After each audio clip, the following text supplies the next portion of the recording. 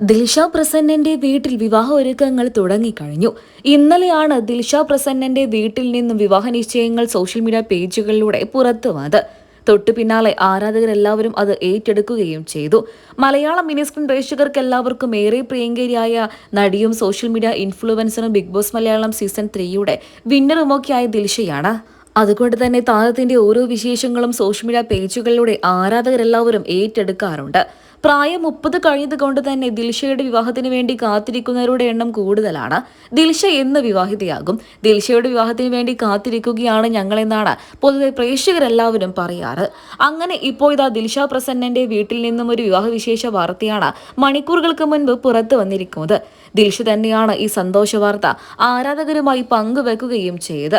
തന്റെ ഇളയ സഹോദരിയായ ശേഖ പ്രസന്നന്റെ വിവാഹ നിശ്ചയമാണ് ഇന്നലെ നടന്നത്. വളരെ ലളിതമായ പരിപാടിയായിരുന്നു.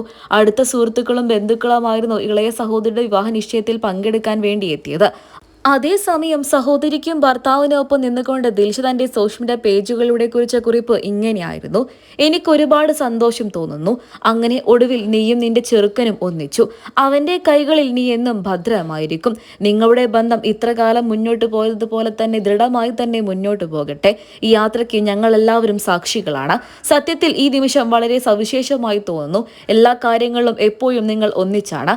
ആ ബന്ധം ഇനിയും ഉടനീളം ഉണ്ടാകട്ടെ എന്നായിരുന്നു ദിൽഷ തന്റെ സഹോദരിക്കും ഭർത്താവിനും ഒപ്പമുള്ള ചിത്രങ്ങൾ പങ്കുവച്ചുകൊണ്ട് സോഷ്യൽ മീഡിയ പേജുകളിലൂടെ കുറിച്ചത്.